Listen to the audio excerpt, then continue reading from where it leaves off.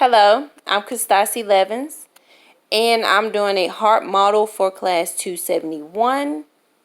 I'm going to also be explaining the blood pathway as well as the electrical conduction system of the heart.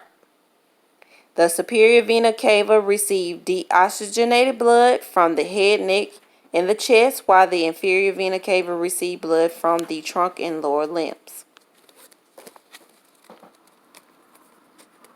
Both the superior vena cava and the inferior vena cava end up in the right atrium.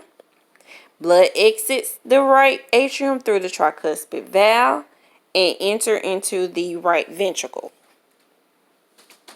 Blood exits the right ventricle through the pulmonary valve and enter the pulmonary artery. The pulmonary artery splits into the left and right artery, which goes to the lungs. In the lungs, gas exchange occurs and blood discards carbon dioxide and picks up oxygen.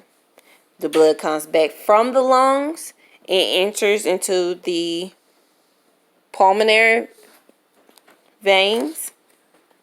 The pulmonary vein enters the left atrium. Blood is pumped to the left ventricle through the mitral valve.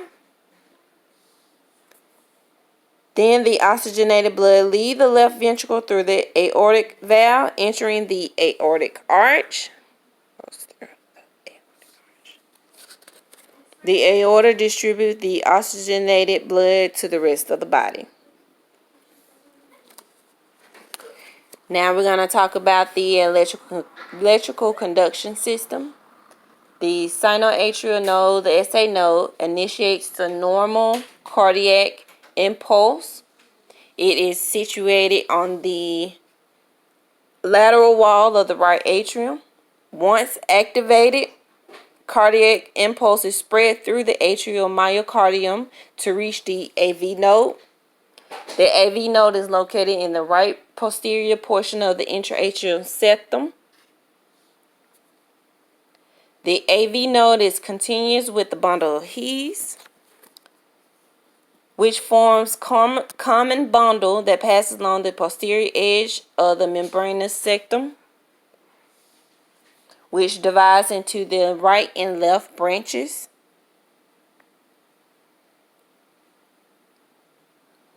The left branch divides into the anterior and posterior branches that run along the left ventricle septum surface into the Purkinje fibers, which spread to all parts of ventricular myocardium.